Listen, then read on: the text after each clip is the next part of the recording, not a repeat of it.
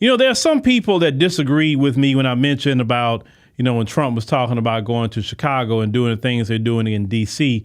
right now. And I said, because I've seen what they're doing in D.C., because I see them violating constitutional rights in what they're doing, they're not really going after the real criminals.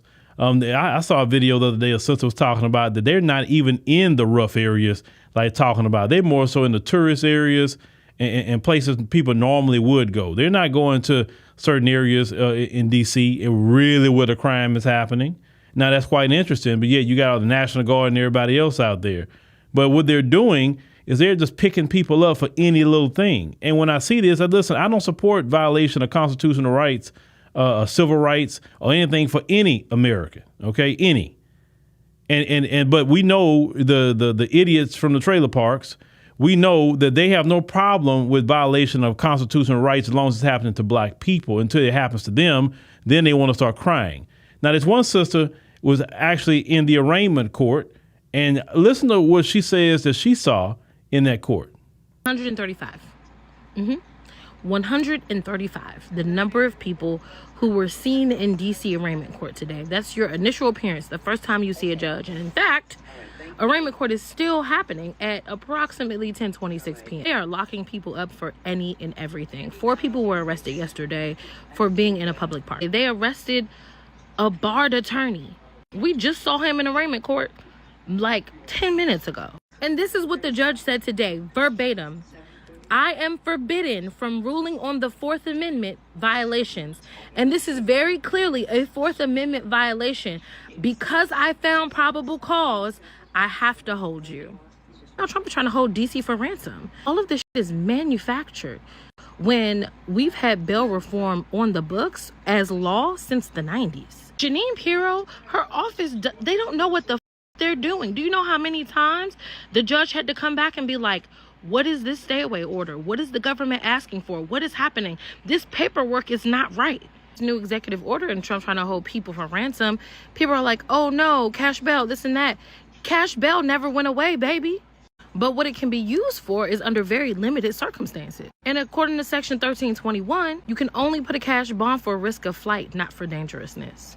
In DC Code Section 1329, people cannot sit in jail just because they cannot afford their bail. If that's the case, the defense attorney can file a motion and the judge has to lower the bail. I've watched Judge Raymond today all day long reiterate over and over again how she does not have the power to release people even though their 4th Amendment rights have been violated, even though there is no real grounds for them to be held, but because they've asked for what's called a B1A hold, those holds are non-discretionary. That means the judge doesn't get to choose, effectively shifts the power from judges to the prosecutor's office, because all the prosecutors have to do now is consistently ask for a B1A hold. And all they want people to do is plea out at these preliminary hearings.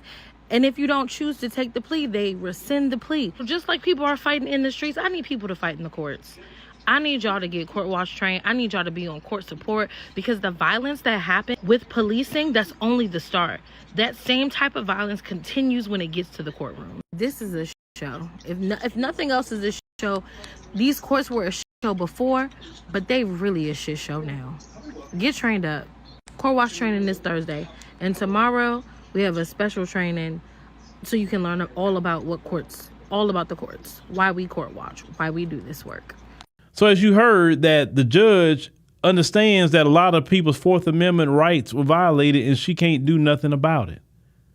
Why can't a judge do nothing about your 4th Amendment right? Like I said, there's so many lawsuits that's going to be coming down the pipe behind some of the stuff Trump is doing.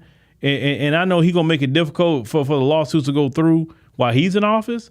But I tell y'all, every single day, time passed by so fast. Trump is going to be out of office before you know it. I promise you he's going to be out of office before you know it. We are approaching, at the filming of this video, we are approaching September, okay? And look how quick September got here.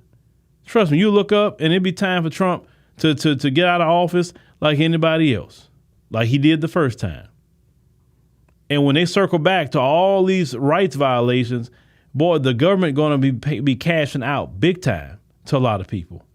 So I tell people this, you're dealing with some problems right now, But oh boy, anybody who's a lawyer, man, it's Birdman hand rub time. There's gonna be so many lawyers becoming millionaires off of these cases. I see it coming because it's so many. They're literally searching people without search warrants. You can't do that.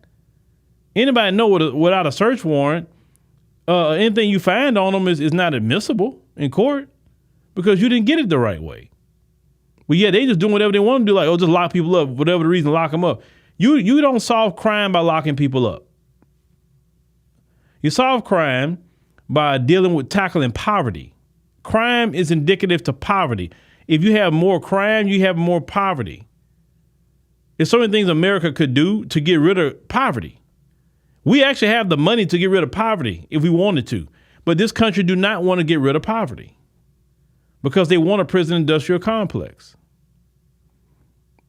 And they need people to create crime. Listen, they say they don't want no crime. They do want crime. They do. Because they want to put people in prison, especially black people. So no, I'm not in support of the National Guard and Trump going to those cities. You got enough police there. You got state police there. They got a National Guard in their own state if they need to do that, right? And when crime is trending downward, no, I'm not going to support that. I had some idiot say, "Oh, why you supporting crime?" No, I don't like crime, not whatsoever. But the way he's doing it is no. You can fight crime without violating civil rights and constitutional rights. And I'm never going to support violating the rights of black people for sure. Why don't you tell Trump to come to your city? So some of you good folks out here, tell him to come to your city. All that meth going on in your city. Tell Trump go clean that up. I bet you won't tell him to clean